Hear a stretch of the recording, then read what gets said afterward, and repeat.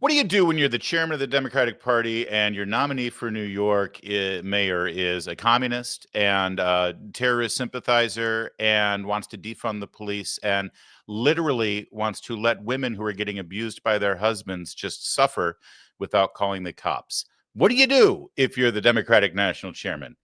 Will you just say, hey, we're a big tent, right? It's falling apart for the Dems. We're going to give you the details on all of that in a second. Speaking of falling apart, you saw those ICE raids in California, including a dude taking shots at ICE agents. And Gavin Newsom, well, he's on the wrong side of that issue yet again. It was a pot farm, not a tomato farm. We'll get into those details as well. And what the hell is going on in Minnesota? I mean, talk about third world insanity going on there, all under the nose of Tim Walz, who would have been vice president, don't you know?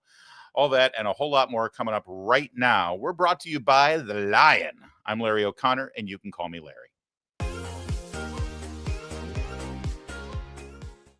Right? The Lion. I love that name. Who wouldn't, right? It conjures images, Aslan, and all that stuff. If you care about staying sharp and informed, make The Lion part of your daily routine. Published by the Herzog Foundation, The Lion covers the headlines that matter, from politics and policy to culture and faith, all through a common sense, values-driven lens. It's the kind of journalism that goes beyond the surface, offering the context and clarity today's news demands. So whether you're tracking big national stories or you want to know what's happening in schools, state houses, communities across the country, remember I always tell you what happens in your house is more important than what happens in the White House, and The Lion has that covered. They deliver smart, well-sourced reporting that you're not going to find anywhere else. Just go to readlion.com so you can catch up on the latest stories. And while you're there, sign up for The Lion's daily and weekly newsletters. Readlion.com, news that informs and respects your worldview. If I asked you right now who is the chairman of the Democratic National Committee, you could not answer, and you're about to find out why. Meanwhile, the mayoral candidate for the Democrats, Commie Mamdani, in an interview said that if there is a domestic violence report, he would not send the police. Think about that. Zohran Mamdani wants your mom to get beat up by some dude and not have the police intervene. We'll get to those revelations in just a sec. But first, let's turn to the chairman of the DNC. He was on PBS, so you know it was a really hard-hitting interview. And he was specifically asked about the outrageous extremism of his nominee in New York. What about concerns from some of your Jewish colleagues in particular about him not outright condemning the phrase globalize the intifada in a recent interview? Some of your Jewish colleagues have said that that could be very disturbing, potentially dangerous. Do you agree with that? You know, there's no candidate in this party that I agree 100% of the time with, to be honest with you. There's things that I don't agree with Mamdani that he said. But at the end of the day, I always believe, as a Democratic Party chair in Minnesota for the last 14 years, and now the chair of the DNC, that you win through addition. You win by bringing people into your coalition. We have conservative Democrats, we have centrist Democrats, we have labor progressives like me, and we have this new brand of Democrat, which is the leftists. And we win by bringing people into that coalition. And at the end of the day, for me, that's the type of party we're going to lead. We are a big tent party. Yes, it leads to dissent and debate, and there's differences of opinions on a whole host of issues. But we should celebrate that as a party and recognize at the end of the day, we're better because of it. That dude, no, not that dude. That dude right there, he is not going to last the year. He is toast. There's no way that answer is going to sit well with the major donors of the Democratic National Party. Where do I begin? We've got this new brand of leftists in the Democratic. What do you mean new brand? They've been around for a while. Have you met Bernie Sanders? He was basically your nominee until your party stole it from him. Sure, you betcha. Also, by the way, what is this big tent here? Oh, sure, he's in favor of genocide as long as it's genocide of the Jews in the Middle East. But what about the genocide of babies here in America? Oh, no. You're not allowed to protect the unborn. That big tent ain't quite big enough for you. Is this the end of this party as we know it? Let's bring in our buddy, Chris Stigall. He, of course, the morning host on Salem Radio, heard nationwide and seen nationwide on Salem News Channel. And Chris, I mean, listen, the best part about Trump winning is that Trump is winning. But when this is the opposition, it's not that great a feat. Brother, I am struck that not too terribly long ago, the woman running this party was Debbie Wasserman-Schultz, That's a Jewish woman from Florida. And now the white guy from Minnesota says, hey, you want to kill the Jews? Fine. It's quite a remarkable turnaround in just a few years, including the fact that one of the front runners, of course, Bernie Sanders, who you mentioned, is Jewish. Well, is he Jewish or is he Jew-ish? Yeah, right. Adjacent. Yeah. Jew adjacent, perhaps. Yeah. It's as radical as it gets. You know, you'd mentioned that the guy is maybe sympathetic or soft on the idea of domestic abuse. And, well, I mean, he is an Islamist. And if there's one thing we know about Islamists, they subjugate their women and beat the hell out of them with regularity, cover them head to toe with slits for eyes. So who the hell cares if you're an Islamist if women are being battered, right? Because that's kind of what they do. Let's bring up this blockbuster interview. It's from a podcast called Immigrantly. It was uncovered by the intrepid reporter John Levine, who writes now for the Free Beacon, but New York is his beat. And take a listen to this because we're not exaggerating. Here he is, and he specifically singled out a domestic violence situation. Police do not create safety. For many, many people across this city and this state, police actually create and amplify violence. And it is very important to speak about that reality that many people have, because it pushes up against the conventional understanding of police, who are seen to be people who come to resolve violence. But I mean, you just look at the history of the NYPD and you see that we have invested in a system that functions in many ways to punish poor Black and brown people across this city and across the state, and frankly, across this country.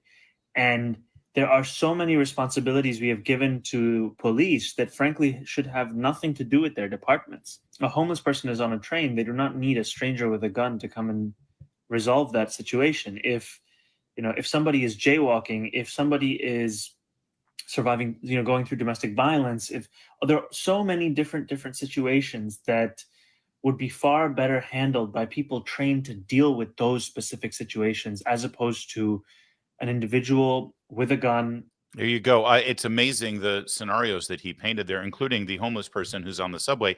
If anyone's ever been on the subway in New York and you've seen a homeless person there, they are, in fact, a threat. In fact, we have plenty of violent crimes committed by these homeless people, these criminal vagrants that ride the subways. That scenario, as well as domestic violence, a woman being beaten up by the man in her life, whether it's a husband or whether it's a lover or boyfriend, he specifically says the police exacerbate that situation.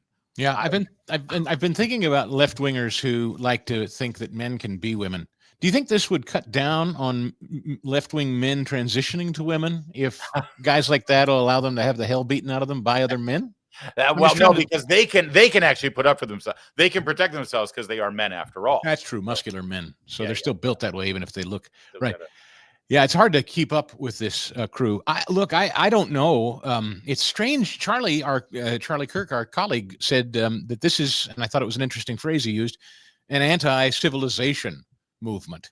And I think that's well said. It's a literal just burn all the ships thing that he's owning outright. We've never seen anything quite so proudly out there. Everything that we've always kind of suspected they were about secretly, he's just wearing like a badge of honor. I mean, they're no longer just winking. They're telling you exactly what they believe and embrace. And Mr. Whitebread, the guy running their party, goes, well, I guess, I guess different strokes for different folks. Plenty of room. Hey, you want to globalize the Intifada? You don't. Hey, we could all get along.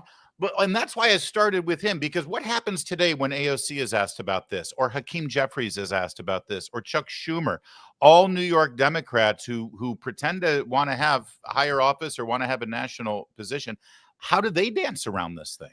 Yeah, it's a great question. And recently, as you know, they threw out two of their vice chair. Malcolm Kenyatta, who's a gay Black man from Philadelphia, little David Hogg, Boss Hogg, the little cherub from Parkland, whose only qualifications are apparently being in a school that was part of a shooting.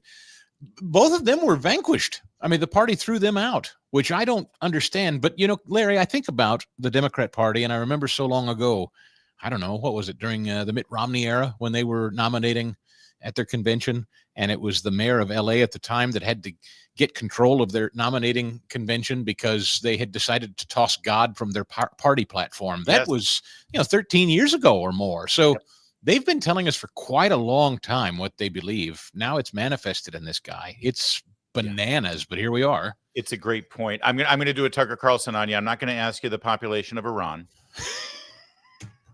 But I am going to do this because I sort of teased it already. So maybe you did. And to be fair, just so you know, I had to look it up too, even though I just played the clip. What's the name of the chairman of the Democratic National Committee? Is it Ken? It feels like Ken. Ken something? Ken's the easy part. Yeah. It's Ken Martin. Martin. But we're in the business of knowing this. Ken Martin. Yeah. No, he looks, he looks like somebody called and needed an extra for a 1950s film. His job is to speak on behalf of the party, rally the troops, and raise money. Yeah. Honey, I'm home. He looks like that guy. Like he just came from a chamber meeting. He just had that's the biggest, most high-profile media appearance on PBS, which is going to be the softest of softball interviews because we pay for it. And that's how he performed. All right. But don't you think, and I'm sorry, I'll just quickly on this, don't you think that he is, somebody thinks, it's kind of like, remember when Republicans years ago chose Michael Steele in the Obama era? Yes. Parties fall victim to this from time to time. The Republican Party back then said, well, we better get an articulate black guy. Right. Michael Steele, like dopes. And now I think today they're going, wow, we're losing white men. We'd better find a white guy. How about you, Ken? That's what they're doing. That's exactly what it was. That's exactly what it was. All is not lost for the Democrats, though. I have to say, and we have to be fair about this, there does continue to be one clarion voice in the wilderness who is an elected official, a Democrat, a prominent one with a national profile, who does, in fact, speak sense on issues like this, who will, in fact, separate himself from this communist in New York. It's the guy who, well, I hate to say it, actually has some level of brain damage. I'm not a voter in New York City, and so I have no dog in that fight. And everything that I've read on him, I don't really agree with virtually any of it politically. So that's just where I'm at as a Democrat. I mean, he's not even a Democrat, honestly. You want to take that on? He's not even a Democrat. Yeah, that's really, we'll take it on. Chris, I mean, at least he's brave enough and has the cojones to actually say it.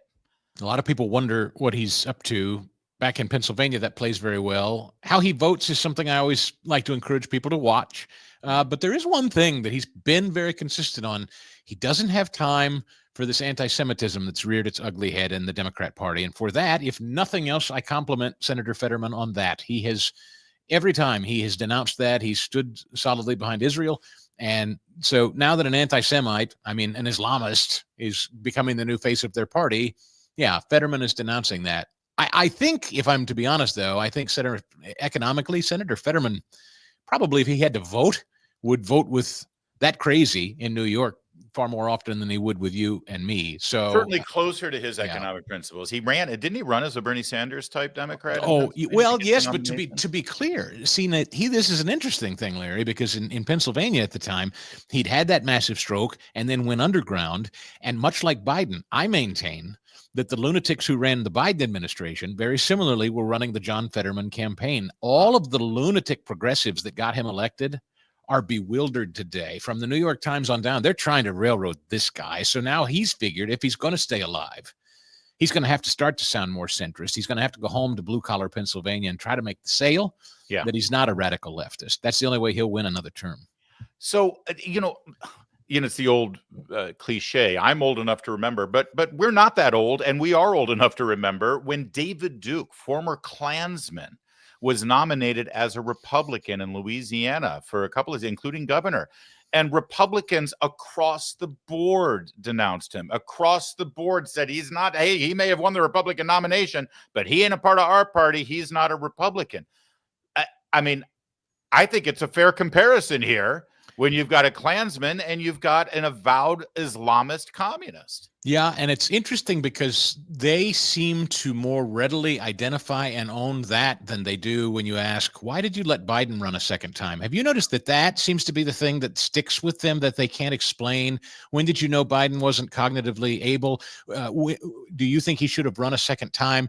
That is the thing that seems to trip them up. But do you hate Jews? Well, to each his own, big tent. They seem to just excuse hatred, like vile hatred. But what they can't figure out is how to explain what was going on behind the scenes during this whole last administration, and then this phony Kamala Harris insertion. That really trips them up. I'd like to see people continue to cross-examine them on that.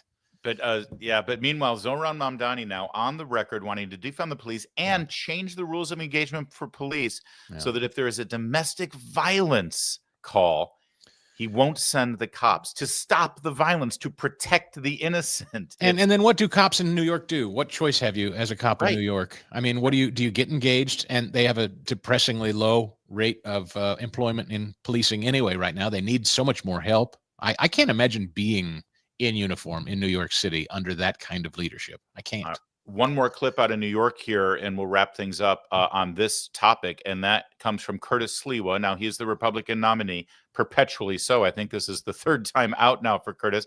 We're in that red beret because he, of course, started the Guardian Angels back in the late 70s, the last time New York was infested with crime, and the people, vigilantes basically, and the Guardian Angels decided that they would start patrolling streets and subways to protect the innocent. So this could actually be a very good time for him to make his case.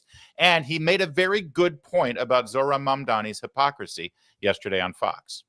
We lock up toothpaste in New York City under Eric Adams and not criminals. But I will say, and I talked about this with the mayor on Tuesday, I mean, crime is down. I mean, if you look at the on the statistics here today, I'm glad I'm entertained. Wait a second.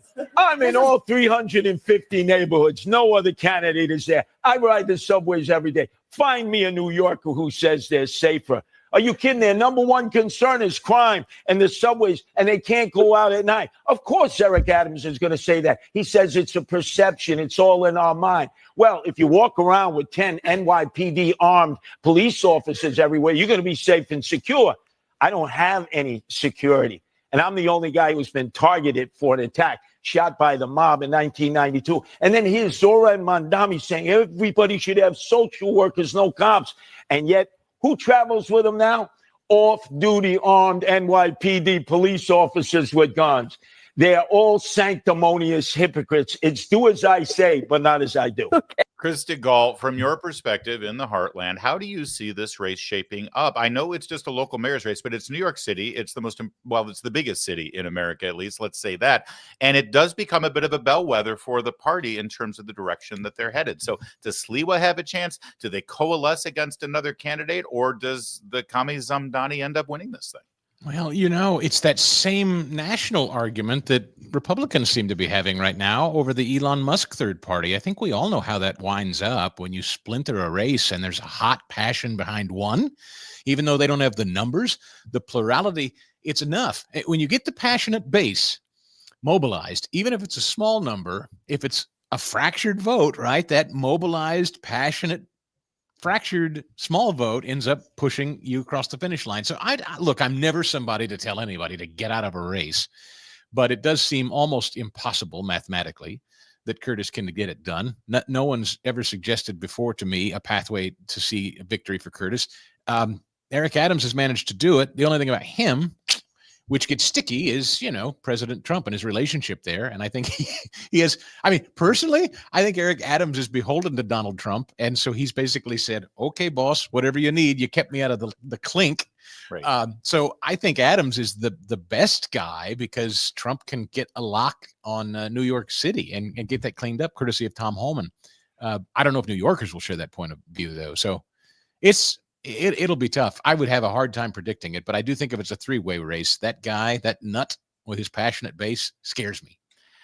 Well, and just in terms of Republicans nationally, if you don't live in New York City and you care about how this race sort of affects the next big election, which will be the midterms, I'll tell you something. If Democrats in New York decide to elect this guy mayor, and Democrats nationally, like Hakeem Jeffries and Chuck Schumer in Washington, D.C., are forced to accept him and celebrate him and embrace him, I think that helps Republicans. I think he becomes the perfect foil for Republicans in the midterms. In a weird way. If I didn't care about the people of New York, I would actually be rooting for this. Yeah, no, that's true. And it's one wonders, can the Republicans hopefully make a case and get out of their own way? I mean, like if you start losing to that, if guys who are saying, who am I to get involved in domestic abuse? If Republicans are losing to that, boy, have you got a brand problem. And maybe Elon's onto something. But yeah, no, I mean, it would be nice. It would be fun to watch Democrats have to defend and explain his speech for the next year. That's certainly was fun watching Ken Martin. That's it. Yeah, yes. Ken Honey, Martin, I'm home. The current chairman of the Democratic committee, tried to it's just one big real fast there. He said, we've got conservative. Who's the conservative Democrat? Where did that guy go? Well, he's wearing a necktie. He's super conservative. Yeah. You get the tie, he's wearing pants. That's saying something. Thank you, Christopher Stigall. You have a good weekend. Always a pleasure, Lawrence. Thank you. He's the best. We love our Chris Stigall.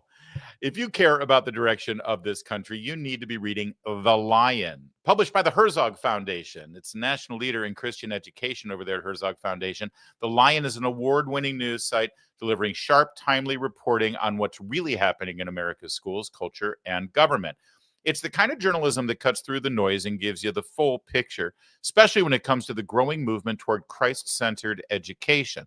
But The Lion goes beyond classrooms. It covers parenting, faith, freedom, cultural battles shaping up our nation. Just like its namesake, The Lion embodies strength and courage, standing firm in a landscape where too many have surrendered our children's future to the left's ideology.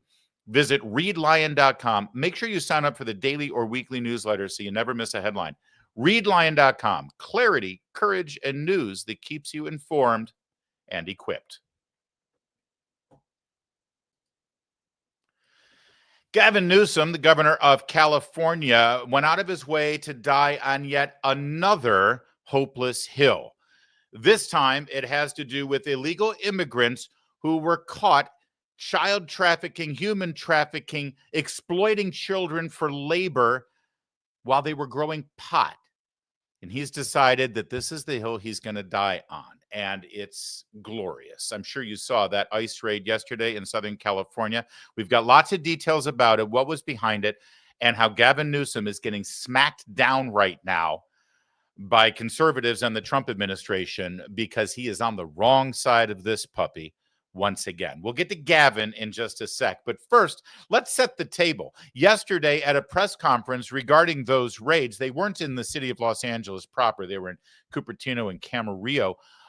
But the mayor of Los Angeles, Karen Bass, was asked about those raids and what she was doing to protect the people of Los Angeles from ICE raids, while at the same time expressing grave concern over the riots. That's how the reporter framed the question. What about the riots? Listen to the question and then listen to the unbelievable, and I do mean unbelievable, answer from Mayor Bass. Mayor Bass, this is kind of more of a broader national question. Reports indicate that ICE agents and police officers in Texas have been targeted in ambushes, including in Alvarado, where assailants in tactical gear allegedly lured officers with fireworks before opening fire. Given your strong opposition to federal immigration enforcement actions in Los Angeles, how would you address similar escalations of violence against law enforcement in Texas? And what steps would you propose to prevent such unrest from spreading to Los Angeles, while balancing community safety in your sanctuary city policies? Well, let me just say that the quote unquote riots that were reported never happened. Did you catch that? I'm just curious if you caught that. We don't need to hear the rest of the answer here. The fact that she wanted to preface her answer with this statement, just so everybody is clear. The quote unquote riots that were reported never happened. The quote unquote riots just a couple of weeks ago in Los Angeles never happened. Quote unquote, she said. The quote unquote riots never happened. This never happened. The cars set on fire, the burning, the objects thrown at cops, the cops who got injured. You know, the cops who were injured would love to learn now that the riots never happened. Yeah, you fell down and got bruised up in the shape of a thrown frozen water bottle there, pal, but it wasn't a riot or anything. This is not a riot. No, no, no. The riots never happened. That's just the beginning of the Looney Tunes out of Southern California yesterday with regard to ongoing federal law enforcement officials enforcing our immigration laws. This time it was on an agricultural concern. It's called the Glass House Farm. They have 2 locations. Clearly somebody tipped them off that there was a whole lot of illegal immigrants, and it turns out up to 10, if not more, juveniles who had been forced into labor at these farms, according to the CBP officials yesterday, releasing that information. They have 2 locations, one in Camarillo, one in Carpinteria, and the news copters even saw this and knew about it. And what you're seeing here on the camera is this face-off between the law enforcement officers from the federal government enforcing immigration law and a combination of, I guess, refugees or employees of the farm and protesters who decided, I guess, maybe they got tipped off as well. Take a look at the coverage. Oh, I'm sorry. I thought we had audio on this. I'll go ahead and talk over it. Now, you're seeing people fleeing here because tear gas is being employed by law enforcement because it got so out of hand. They had to wrestle some of the people to the ground and arrest them because they were using objects to hurl at the vehicles and at the agents themselves. This was a raid on a farm where they knew they had illegal immigrants who were there, and they had illegal immigrants with criminal records. And by the way, everyone's going to say, oh, well, they picked up people who didn't have criminal records. Okay, sorry. But if you don't have a criminal record and you're working with or consorting with people who do have a criminal record, and you live in a place called a sanctuary city where local law enforcement is not going to find the good guys and the bad guys and just hand the bad guys over for their immigration violations, those are the laws that California has set up, and they've forbidden local law enforcement from making those decisions to hand over the bad guys in a safe, secure police station or in a county jail. If they just want, hey, you're out, hey, you've got sanctuary, we'll protect you, don't worry, then this is what happens. You're right. People whose only violation is coming into the country illegally and then engaging in some kind of identity theft and continuing to work illegally. And, oh, by the way, harboring children who shouldn't be laboring in these places. If that's the only crime you've committed, so-called, you're going to get wrapped up as well. Here's some more coverage. This is happening at Wood and Laguna, and you now see the military vehicles advancing despite those protesters trying to make a stance and trying to stop the military vehicle from continuing on, and there's cameras rolling. I do love the pink hair, and I love the use of the Mexican flag as a weapon. Can we just say that as soon as you start impeding law enforcement from doing their job and you start striking their vehicle in a violent fashion, you no longer earn the vaunted title of protester? You're not a protester. You're a criminal. You're a felon. You're a violent agitator. You're no longer just a protester. In fact, you're a mob. You're engaging in a riot. But this is what led up to the tear gas being employed that we just showed you. Take a look. Cell phone cameras rolling. And this group of people are really trying to get this military vehicle to stop, and it doesn't appear that it will. It is continuing to push forward. And now the people are moving away from in front of that military vehicle, which is a good thing. We don't want to see anyone get hurt. But again, you see this grouping of military vehicles advancing toward the federal agents further down on the street.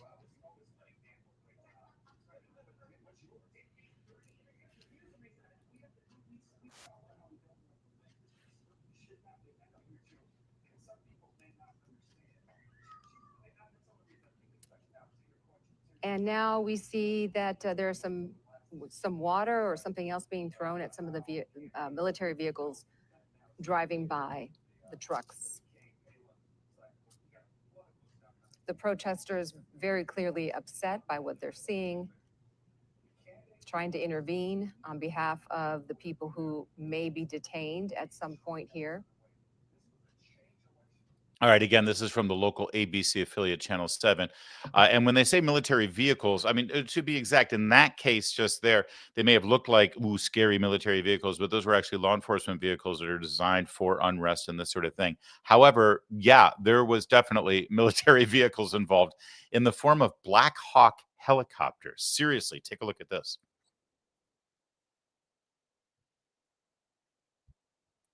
Do you have that clip, Larry? Sorry about that. Let's do that, shall we? Protesters who have showed up to vehemently protest what's going on here. And just in the last few minutes, Customs and Border Patrol helicopter has entered the scene here. They are landing in the middle of the farm as we speak. It does appear that they were not planning to be here as long as they have been. And so this helicopter that you're looking at here, guys, apparently just made a run over to Van Nuys Airport for some cases of water, which is what they're bringing into the scene here. So there are a whole team of ICE agents at the farm. There are other agents down there as well as the National Guard police standing guard and protecting Laguna Road as this enforcement action takes place right here, going into hour number 4 this afternoon. Again, a major situation aspiring here in Camarillo, and it does not appear that they were intending to stay this long. All right. And so, again, I want to point out that you just heard from the reporter, they have to bring in cases of water for the cops and all these other supplies because they were planning on just going in, getting these illegal immigrants who are working at this pot farm. It's a pot farm, I want to remind you, where children were working and violating human trafficking laws. By the way, I believe a good number of the children were unaccompanied minors who had been put to work in a marijuana farm in Southern California. The cops are the good guys here, and they would have gotten in and out and taken care of business, but because of these protesters and because of the demonstrations and because of the violence that they hurled against the cops, then it became this long standoff, right? And then things got really ugly. Shots fired. Of course, from the mob, not from the cops. That report and take a look at this video right here. It appears a protester fired some kind of gun at federal agents. This happened this afternoon. It was a really chaotic scene at the time. A lot of smoke was being launched at the protesters. And again, it appears a protester fired back with that weapon. It looks like he fired at least a couple of times. We have not heard about any agents being hurt. He is not a protester. He is an attempted murderer. I'm sorry. When you pull out a gun and start randomly firing in the direction of law enforcement, you're no longer a protester, okay? God, I hate the way the media covers these things. That's a mob, and the guy with the gun is an attempted murderer. Be accurate. The words you choose matter. Now, what have I laid out for you? Because all the information I just delivered to you was information that anybody working in the media could have obtained while they were reporting on this story, and certainly in the intervening hours afterwards. It was not a strawberry farm. It was not a tomato farm. They weren't growing vegetables. We know how much the Democrats in states like California love their exploited slave labor from other countries to pick their fruits and vegetables. They tell us about it all the time. This was a marijuana farm. It was a farm growing pot to make millions of dollars on getting your kids stoned. Okay?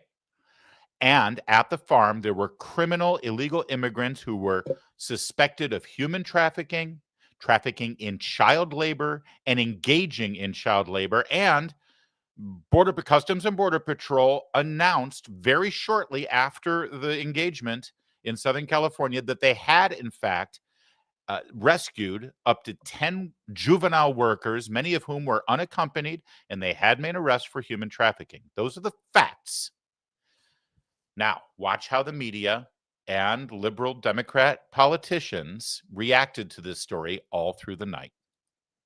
We're learning that 10 people under the age of 18 were discovered at these marijuana farms. That's according to the Customs and Border Protection Commissioner Rodney Scott. He says that 8 of those children were unaccompanied minors, and he also says this is now a case involving child labor violations. These raids happened at Glass House Farms. It's a marijuana facility with 2 different locations, and raids happened at both of those locations. And it quickly devolved. Protesters descended on those locations. At one point in the city of Camarillo, one of the farms, they blocked the entrances, the 2 entrances and access points into one of those farms. And so there were skirmish lines on either side of the farm. It quickly got out of control. Here's what protesters had to say. They started throwing pepper balls, tear gas, smoke, everything, just trying to disperse us because they're scared. They know that we're going to push back against it. We're here united. We're not letting ICE agents in. We're not letting ICE agents out. We've been trying to block it since we're not giving them what they want. A spokesperson for Homeland Security tells CNN that they were conducting criminal warrants at the farm, but it is not clear at this hour how many people were arrested. This went on for hours, and we could see from aerial footage that busloads of people were being taken away. We also saw people lined up next to one of the facilities, appearing to be detained, multiple people. And so we're still waiting for information on exactly what happened at these farms and what exactly will unfold from here. But we do know that the FBI says that during the protesters clashing with law enforcement, at least one man may have fired a weapon towards officers. The FBI now offering a $50,000 reward for information leading to his arrest. All right, that's a good breakdown from CNN on the facts. So given all of those facts, how do California politicians react? Well, here's Gavin Newsom. Gavin Newsom took one of the videos that one of the rioters with pink hair down on the scene made with their cell phone, and posted it on his X account saying, kids running from tear gas. Yep. What were the kids doing there, Gav? Kids running from tear gas, crying on the phone because their mother was just taken from the fields. Trump calls me new scum, but he's the real scum. Homeland Security, on their X account, by the way, responded to that and said, why are there children working at a marijuana facility, Gavin? Gavin did not respond. Gavin Newsom did respond, though, to Libs of TikTok. She posted the video of the guy shooting at ICE agents, saying, anti-ICE protesters just pulled a gun on ICE agents in California. Will Gavin Newsom condemn this? And he replied and said, of course I condemn any assault on law enforcement, you poster. Now due January 6th. He's charming, isn't he? Let me remind Gavin Newsom that the only person who had a gun in the Capitol on January 6th is the guy who murdered Ashley Babbitt. But I'm sure Gavin Newsom doesn't quite understand that, does he? Gavin Newsom was very active yesterday on social media on this issue. He wasn't alone, though. Brian Allen was commenting on this, saying, ICE just swarmed Ventura County fields, hauling away the very farm workers who keep America's produce aisles stocked. Produce aisles. We're arresting assets, treating the backbone of our food chain like a threat. That's not border security. That's self-sabotage in uniform. Ruben Gallego, senator from Arizona, responded and said, instead of prioritizing dangerous criminals, Trump is targeting families that have been here for years picking our food. The public outcry and protests are occurring because the American public knows this is wrong. You see what's going on here? These are farm workers, been here for years, picking our food. This is the backbone of our food chain. We're all going to go hungry and starve. Now, again, I want to remind you that if you have a farm and you need to import cheap labor from other countries to pick your fruits and vegetables, we have a program with unlimited hiring for temporary seasonal workers to do that job. So all of this is based on lies. Excuse me. Representative Jimmy Gomez, Democrat from Los Angeles, said, how many MS-13 gang members are waking up at 3 a.m. to pick strawberries? They're strawberry pickers, everybody. That's all they were doing. Trump said he'd go after bad hombres, but he's targeting the immigrant farm workers who feed America. Either he lied or he can't tell the difference. By the way, just to jump in here, because you hear this a lot from Democrats, hey, Trump only said he was going to go after criminals. And I mean, listen, we're all for that. But now he's going after these innocent people. All right, so there's two lies there. The first is, actually, there's three lies there. The first is he is going after criminals. It's not his fault that there may be nonviolent criminals who are also swept up in these raids because of the sanctuary city policies. You know, this isn't happening in other states, because in many other states where they don't have sanctuary policies, the local law enforcement cooperate with ICE and they hand over the hardened criminals to ICE. But in California, ICE is forced to go to places of employment, go to parking lots of Home Depot, go door to door, and this is what happens. I'm sorry. That's number one. Number two, when Democrats say, hey, we're all for exporting these hardened criminals, okay, no one argues with that. They were not for that. Joe Biden let murderers stay in this country. The governor of New York, California, Illinois, they had hardened criminals. They had people arrested for pedophilia, for kidnapping, for child endangerment, they let them free. Look at Laken Riley's murderer. He had been arrested. They didn't move him toward deportation. When they tell you, hey, we're all for deporting the criminals, no, they're not. They're not. They may be saying they are now, but they weren't during the campaign. They weren't during the 4 years of the Biden administration.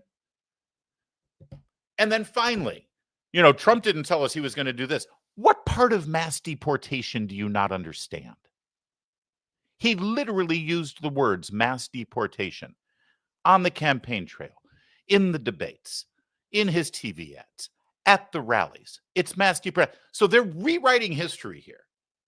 And they're lying. But of course they are. All right. So then it was time for the Trump administration, who all have free reign on social media, to respond to these people. Stephen Chung works in the White House. He says, Jimmy Gomez must be getting high off that strawberry kush, because this is a weed farm found to have exploited juveniles here illegally. I cannot emphasize enough how cathartic it is to see members of a White House that I voted for to stand up and fight back, fight for themselves, because they know they have the truth on their side. So these Democrats grandstand and thump their chest and rent their clothing and open a vein because of the martyrdom, because they're so compassionate for the children who were just picking strawberries, and they're lying to you. In this Trump White House, they know they've got the facts on their side, and so they punch back just as hard in the face and say, oh, really? Really, we're getting kids who are picking strawberries? Screw you. These are children who were exploited, and they were growing pot. Go ahead, die on that hill, Jimmy Gomez. The Rapid Response 47 account was even better. This was not a strawberry farm, and you know it. It was a marijuana facility where unaccompanied minors were found, yet you continue to defend it. TDS has broken your brain, Jimmy. And one more to Brian Allen from Rapid Response 47. It's a marijuana facility. What will we do without illegals to pick our weed? Moron. I mean, they don't mince words over there, and we like that about them. Let's turn to our pal, Tricia McLaughlin, spokesperson for DHS. After the worst of the worst, MS-13 gang members, Trende Aragua, highly sophisticated criminal gangs and criminal rings that can easily target our ICE enforcement officers. And the fact that the Democrats want to hand on a silver platter intelligence about our ICE enforcement officers and information tells you everything you need to know. But I do want to mention that marijuana facility raid, and that tells you everything about Gavin Newsom. The fact that he continues to vilify and demonize and attack our law enforcement officers when they actually went out and found that there were 10 children at that marijuana facility likely being exploited, potentially even being trafficked, because 8 of them were unaccompanied. We are trying to figure out how they got there. Were they smuggled? Were they human trafficked? And the fact that Gavin Newsom is trying to obstruct that is disgusting. All right. So a couple of things here for you. If you've got your liberal brother-in-law that you have to have dinner with this weekend at Mom and Pa's house, or the liberal in the cubicle next to you at work, or maybe the liberal mom and dad on the sideline of your kid's soccer game this weekend, as you try to stay engaged and entertained as you watch a whole bevy of 7-year-olds chasing a black and white ball around a big grass field, I want you to have some important facts at your disposal.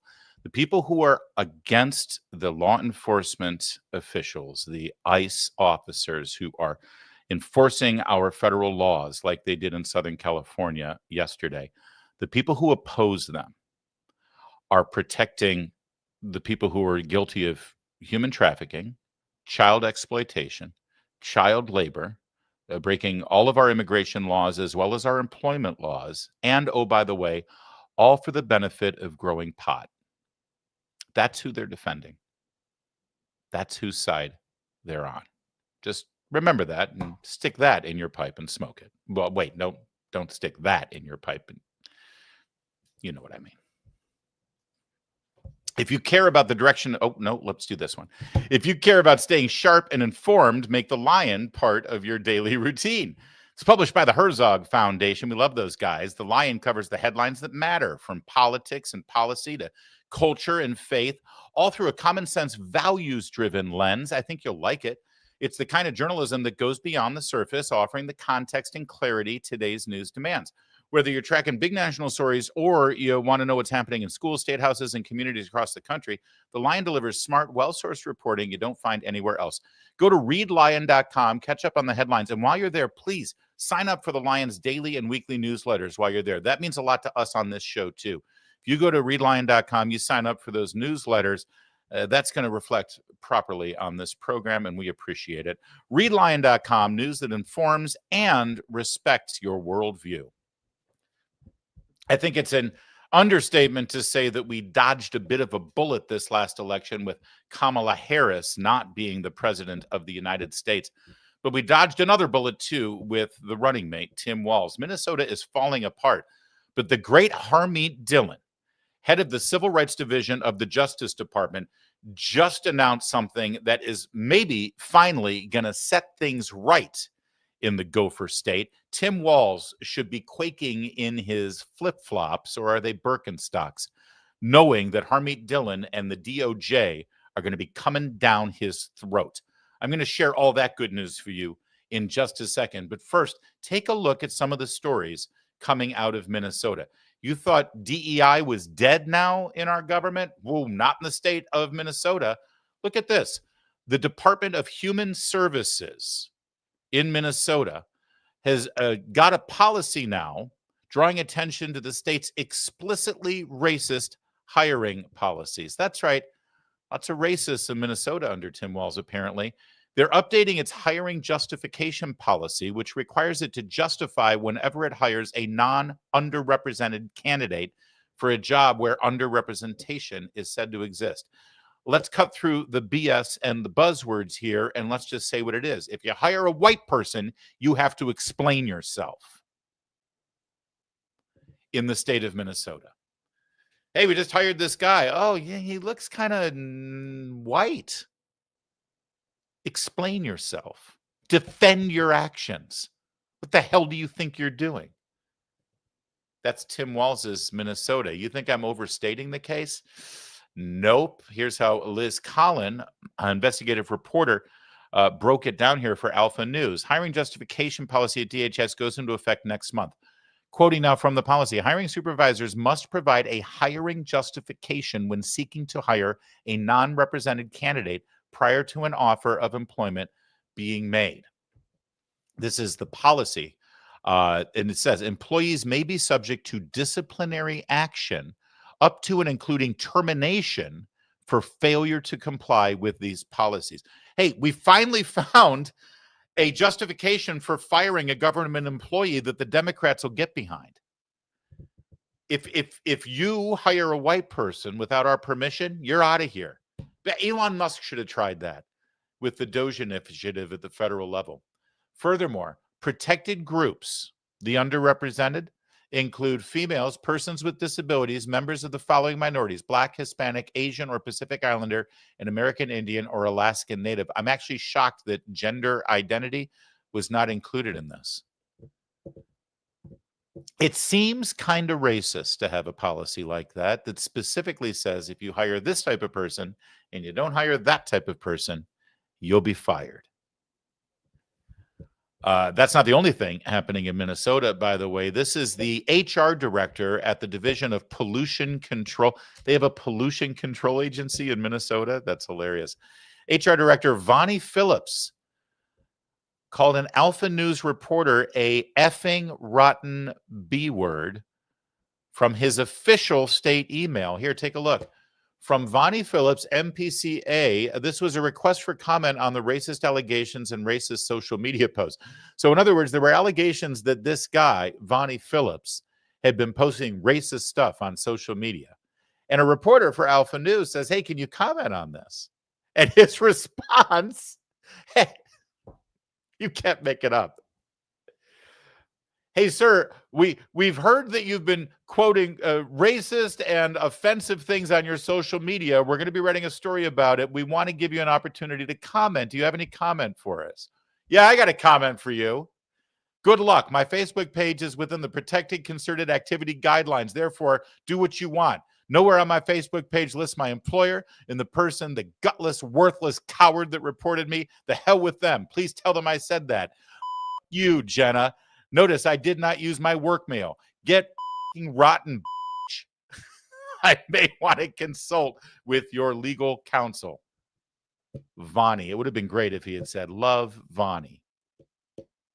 That is the head of human resources at a state agency under Tim Walz, the governor of Minnesota. Now, if all of this sounds a little, I don't know, illegal and discriminatory and bigoted and racist to you, you're not the only one.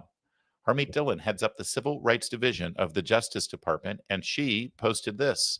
Civil Rights Division will not stand by while states impose hiring mandates that punish Americans for their race or sex. Title VII is not a suggestion, it's federal law, and we will enforce it. Federal law has long prohibited employment policies that discriminate based on race or sex. The Justice Department refuses to tolerate such conduct, and states invite investigation when they engage in biased hiring practices tied to protected characteristics. So said the Assistant Attorney General for the Civil Rights Division, Harmeet Dillon, yesterday. And yes, the lawsuit will in fact be filed against the state of Minnesota and Governor Tim Walz for this.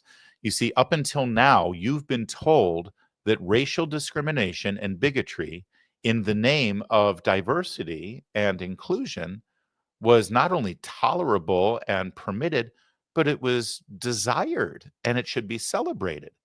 Racism, to stop racism, is beautiful, we were told. Which, if it sounds completely demented and demonic and nonsensical, you're right, but it is a virtue of the political left in this country. To them, it makes perfect sense. But they lost the last election, and well, elections have consequences, and Minnesota's about to FO, if you know what I mean. Also from Alpha News, which, by the way, should win some kind of award for their coverage of Tim Walz's Minnesota and the warped ideology that is ruining that state. They have yet another story. Again, I want to remind you, the governor of Minnesota, Tim Walz, was Kamala Harris's pick and the Democrats' pick to be one heartbeat away from the presidency. In fact, there are some Democrats right now who think that he should be the nominee for president in 2028. Look at how his state is run. 11 illegal alien sex offenders arrested in Minneapolis, according to DHS. Governor Walz and his fellow sanctuary politicians are fighting to keep these sex offenders and other criminal illegal aliens in our country. Well, after all, they're the ones who pick our strawberries, apparently. You can't possibly go after them. 11 sex offenders arrested in Minneapolis. Let's hear a little bit more about this, because ICE has been very busy in Minnesota. They have to be, since they get no cooperation from state police or local police, thanks to Tim Walz and his sanctuary policies. This is from our colleague at Town Hall, Dustin Grage. Nearly 900 pounds of meth seized in Minneapolis. Guillermo Mercado Chaparro and Joel, how did he get that name? Casas Santiago were arrested on Monday, both having ties to a Mexican cartel. This is who Democrats are shielding with their sanctuary policies. That is 100% 100% correct. Sanctuary is, in fact, giving sanctuary to the worst possible criminals. And they'll all scream bloody murder when ICE has to go into Guillermo Mercado Chaparro's neighborhood to apprehend him, because when they go into the house, there may be 20 other people there whose only crime was coming into our country illegally, which I want to remind you is a crime. And so then they'll get arrested. And then Tim Walz will go on television saying they arrested an abuela who was just there making tamales for the family. Yeah, well, what was Daddy and the family doing? Daddy had 900 pounds of meth. And that's what sanctuary policies give you. But believe it or not, that's not actually the most politically damaging story to come out of Minnesota this week with regard to Governor Tim Walz. Get a load of this one, as reported by the local NBC affiliate in Minneapolis, St. Paul. Did you know it cost taxpayer money to prep Governor Tim Walz to testify before Congress a few weeks ago? $430,000 is the bill to be paid to outside lawyers who helped Governor Walz get ready for the congressional hearing on sanctuary cities that he was called to. That figure is maddening to some Republicans who want to know why taxpayers have to pay for Governor Walz's legal preparation when we have an attorney general's office on state payroll. The reason the Walz administration is giving is in the letter you can see on your screen.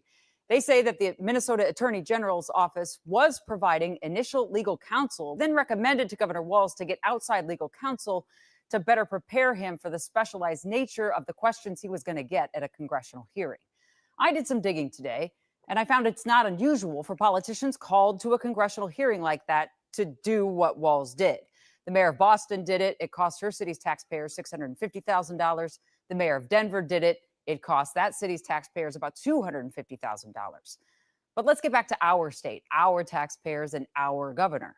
A spokesman for the governor, for Governor Walz today, agreed it was a waste of money, but added, quote, Tom Emmer and Pete Stauber planned the spectacle knowing what it would cost and went through with it anyway, end quote. Do with all of that information as you wish.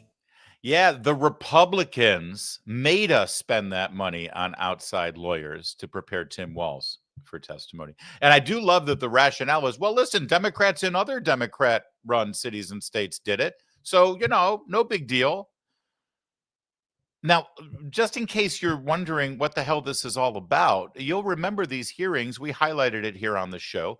3 governors were called to testify about their sanctuary policies, the rationale behind those laws, and how it affects public safety with regard to their states, as well as interacting with federal law enforcement officials in enforcing our federal immigration laws. The 3 individuals were J.B. Pritzker of Illinois, Jabba the Hutt Pritzker, and then Kathy Hochul of New York. You remember there was a dramatic showdown between Hochul and Elise Stefanik, a congresswoman from New York who might be running for governor there. I hope she does. And then, of course, the aforementioned Tim Walz. Now, understand something. These are governors of states, and they were called to Congress to explain their state's policies that these governors either came up with or endorsed and celebrate and maintain as the policy of their state. So it's their policies, and they were asked to answer questions about their policies. As Dustin Grage points out, Tim Walz has held office in Minnesota, either at the state level or as a member of the House of Representatives, since 2007. That's 18 years. 6 terms in Congress, 2 terms as governor. And by the way, he ran on a national ticket as the running mate to be vice president of the United States. Yet he was not equipped to prepare for a congressional hearing about the very laws that he passed and the very policies he supports. So he needed to spend close to $500,000 of taxpayer dollars, not for the in-state counsel, but to hire outside lawyers to really brief him so he's prepared to defend his own policies. The best part is that even with close to $500,000 of legal preparation, this is how he performed at these hearings that he was so prepared for, thanks to the $500,000 in legal costs. work with law enforcement to enforce the law. In May 2020, looting, acts of violence, and arson occurred on your watch in Minneapolis after you refused to bring in the National Guard. Governor, your agenda is clear. Free health care, free college and driver's licenses for illegals while handcuffing law enforcement when they're trying to protect our citizens and their communities. If you think that's not a sanctuary state, you shouldn't be governor. By turning Minnesota into a magnet for illegals, you have opened up our communities to dangerous criminals, including known terrorists, gang members, murderers, and child predators. You have sent a resounding message that if you're a hardworking, law-abiding citizen of Minnesota, your safety and well-being are not the priorities of Tim Walz and his administration. But if you're coming to our state illegally, you're not only welcome with open arms, you're entitled to free stuff on the taxpayer's dime. This is absolutely disgraceful. Governor Walz, your sanctuary state agenda has been defined by your utter failure. You have failed to enforce the rule of law. You have failed to uphold our national sovereignty. And most importantly, you have failed the people of Minnesota. The time for radical sanctuary state policy, sir, is over. The voters made that clear last November when they elected President Trump and Vice President J.D. Vance. You remember him, don't you? Governor, the time for real leaders and real leadership is now.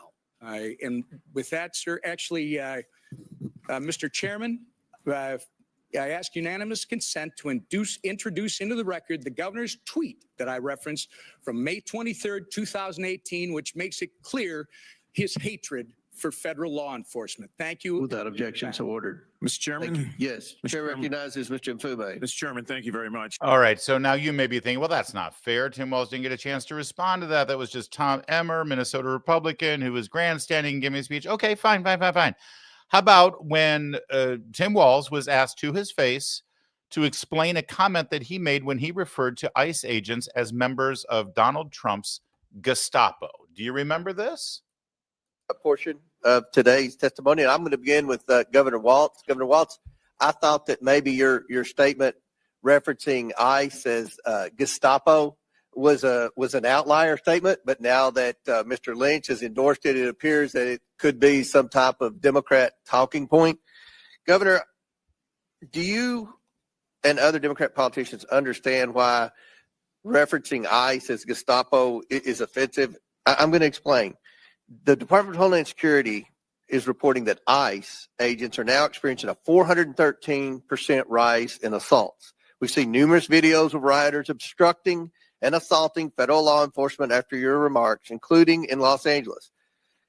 So, Governor, do you think that comments like that and rhetoric like that put ICE officers and other law enforcement in greater danger?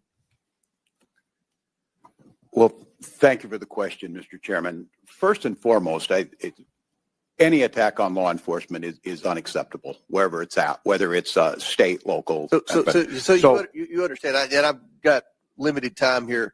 I want to highlight for the governors that real-world impact of the policies that you all continue to defend, even in your opening statements, have on American families. All right, so he goes on to talk about that, but I'm sorry, I'm trying to scramble to find the video of it for you because Walz then claimed that he never called ICE agents Gestapo. He was saying Trump treats them like they're his private Gestapo. See, but that, in fact, is a lie. Here, take a look. What I said, Congressman, and I have a long history of supporting law enforcement, I said President Trump was using them as his modern-day Gestapo. Donald Trump's modern-day Gestapo is scooping folks up off the streets. There you go. That's the lie right there. So $500,000 taxpayer money to prepare him to lie, and he didn't even lie well. That's Tim Walz running Minnesota. And now you may be saying, well, listen, that's not fair. You know, I'm sure that Tim Walz is good at thinking on his feet on other issues, and I'm sure that legal expense really did a good thing for Tim Walz to inform him about whatever questions that he may be asked. Because what if somebody throws him a curveball about something that maybe, had nothing to do with the sanctuary policies? Oh, okay, let's take a look at that. Nancy Mace of South Carolina did, in fact, ask him a question about another policy in Minnesota that had nothing to do with sanctuary policies. It had to do with the gender ideology of the state of Minnesota. Let's see how that went for Tim Walz. What is a woman? What is a woman is the question. I'm not sure I understand the question. Yeah, that's money well spent, Minnesota. Money very well spent. Does not understand the question. What is a woman? We'll let Dustin Grage kind of close things out here to bring it all in perspective, because apparently, according to the new book written by the 2024 election, Kamala Harris decided to go with her gut to select Tim Walz as her running mate after the overly ambitious Josh Shapiro left a bad impression. That's according to the new book. And as Dustin points out, the decision to pick Tim Walz as Kamala Harris's running mate came down to a gut feeling because Shapiro and Kelly, the senator from Arizona, chose water while Walz chose Diet Mountain Dew in their final interview. She figured he'd help her connect with rural voters. You cannot make this up. You're right, Justin. And keep up the great work at Town Hall covering Minnesota. Yeah, we dodged a bullet all right. We dodged like a freaking Tomahawk missile with both Kamala Harris and Tim Walz. The next question is, Minnesota, what the hell are you doing up there? Can you fix this, please? Can you do something? Because we would love to be rid of this guy on the political scene once and for all. All right, gang, thanks for watching our Friday extravaganza, our special Friday show. We appreciate you being a part of it. I know you want to start the weekend as soon as possible. So do I. Let's get to your super chats, if you don't mind. Ball State alum, how's it going, Jeff? $10 super chat. Can we explain this weird phenomenon of male DNC officers combing their hair with buttered toast? Oh, you know what? I don't have it. Oh, hold on. Let me find it here. I got it.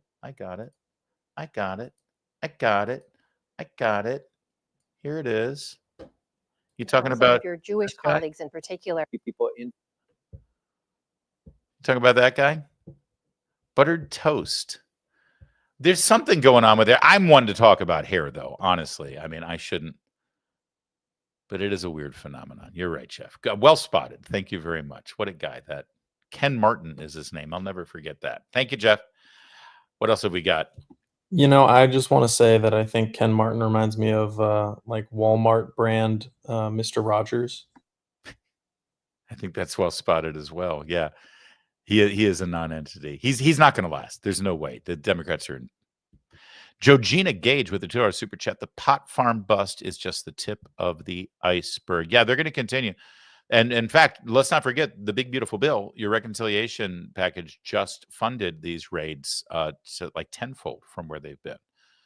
You're right. And what this is going to lead to, by the way, is more American jobs, as we've already seen in the latest job report, number one.